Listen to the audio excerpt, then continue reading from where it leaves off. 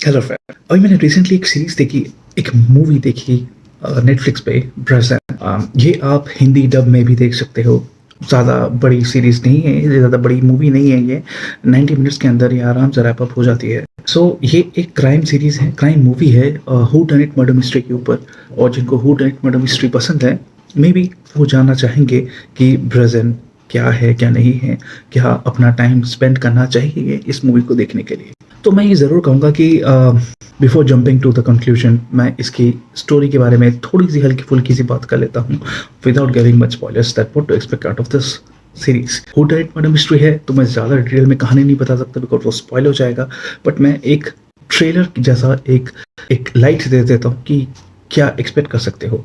सो यहाँ पे दिखाते हैं कि पिवटल कैरेक्टर्स में they are two ladies, two sisters, Kathleen and Grace. Kathleen एक स्कूल टीचर हैं, हाई स्कूल टीचर हैं, बच्चों को पढ़ाती हैं, हिस्ट्री टीचर हैं।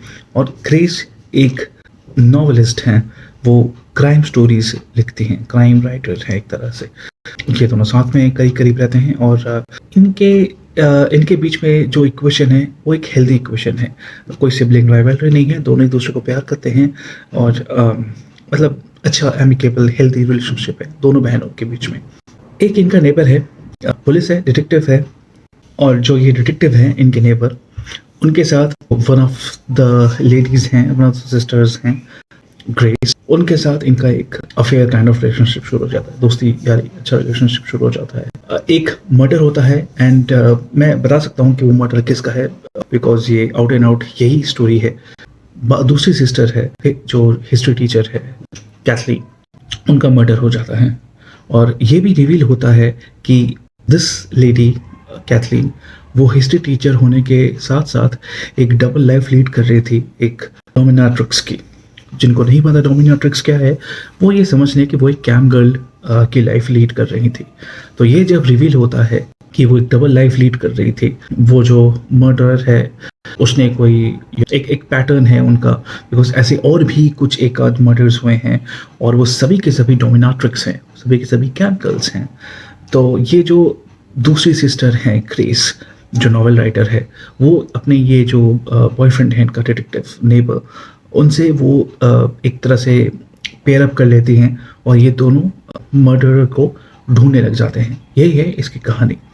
मैं इससे ज़्यादा डिटेल नहीं दूंगा, बट देन आपको एक समझ में आ जाएगा कि ये स्टोरी है किस बारे में। और वेरी फ्रैंकली, मैं अगर इसके पॉइंट्स की बात करूं तो एक लेडी का मर्डर होता है जो डबल लाइफ लीड कर रही हैं, एक टीचर भी है और एक कैम गर्ल भी हैं।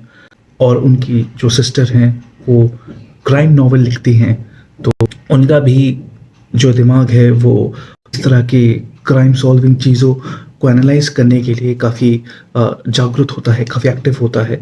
और उनके जो बॉयफ्रेंड डिटेक्टिव हैं वो भी इसको क्राइम को सॉल्व कर रहे हैं और वो एक तरह से इसको पर्सनली भी ले रहे हैं बिकॉज उनकी गर्लफ्रेंड के सिस्टर का मर्डर हुआ है। फिर एक सीरियल किलिंग का पॉइंट भी आता है क्योंकि हम और भी इस तरह के डोमिनाट्रिक्स के मर्डर्स देखते हैं और जाहिर सी बात एक पैटर्न होता है जिसकी वजह से दे डिड्यूस टू द फैक्ट कि ये सीरियल किलिंग ही है। पोटेंशियल बहुत है। मैं अगर इसको इस तरह पॉइंट्स के बारे में बात करूं तो पोटेंशियल बहुत था। मुझे काफ़ी लग भी रहा था कि पॉइंट्स अच्छे होंगे। In fact when it started and before the murder happened, तो मुझे तब ये थोड़ा सा स्लो लग रहा था। मर्डर के बाद it picked up the pace और मुझे ये थोड़ी सी इंटरेस्टिंग लगने लगी, बट कुछ हद तक। Very frankly, everything fell down so easily. Suspect दिखाया जा रहा था, वो इतना इजीली सस्पेक्ट के बारे में बातें हुई, उसके अगेंस्ट में वो सारे पॉइंटर्स निकले। अगर आप प्रो ऑडियंस है या आप एक एविड क्राइम नॉवल रीडर हैं तो आप इजीली गेस कर सकते हो कि कौन मर्डरर हो सकता है, या कम से कम आपका लॉजिक एनालिसिस होगा, वो बता देगा कि यार ये मिस डायरेक्शन हुए और अभी इतनी जल्दी तो इस बारे में बात नहीं करेंगे।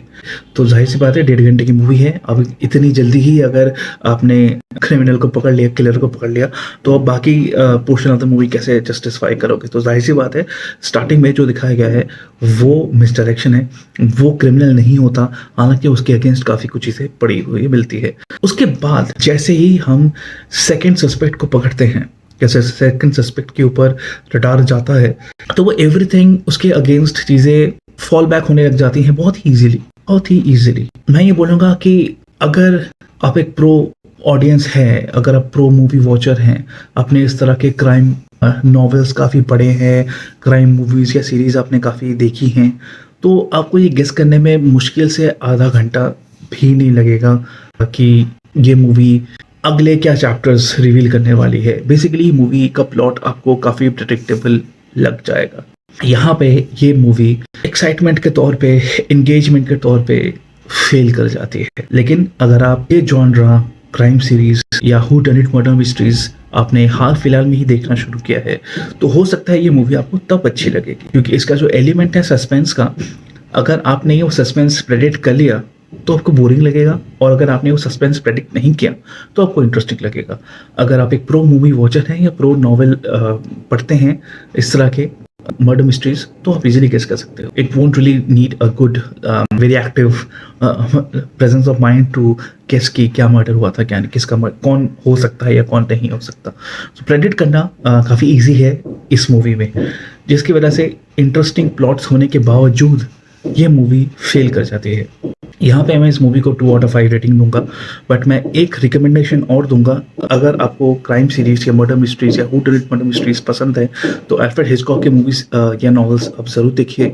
अगाथा क्रिस्टी के नॉवेल्स, मर्डर मिस्ट्री नॉवेल्स ज़रूर पढ़ सकते हो, या उनके बेस पे, उनके नॉवल के बेस पे आधारित जो मूवीज़ है, सीरीज है, वो आप ज़रूर एक्सप्लोर कर सकते हो।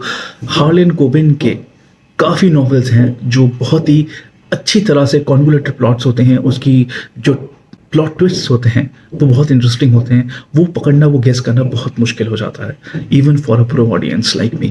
मैंने हार्ले कोबिन के कुछ सीरीज, उनके बुक्स के आधारित कुछ सीरीज जैसे सेफ, जैसे स्टे क्लोज, मैंने ऑलरेडी रिव्यू दे रखा है इसी महीने, आप देख सकते हो उसके बारे में भी ऑन माई चैनल। तो ये मैं कुछ सीरीज रिकमेंड ज़रूर करूँगा अगर आपको मर्डर मिस्ट्रीज पसंद है, और अगर आप मेरी तरफ ब्रजेंस से डिसअपॉइंटेड हो। एक चीज़ और बोलूँगा लास्ट, दैट जो इसका एक प्लॉट है कि एक क्राइम राइटिंग नॉवेलिस्ट और एक डिटेक्टिव, इन दोनों का जो पेयर हुआ है नॉवेल मर्डर मिस्ट्री के प्लॉट को सॉल्व करने का, ऐसा ही प्लॉट मैंने कैसल नाम के सीरीज में देखा हुआ है।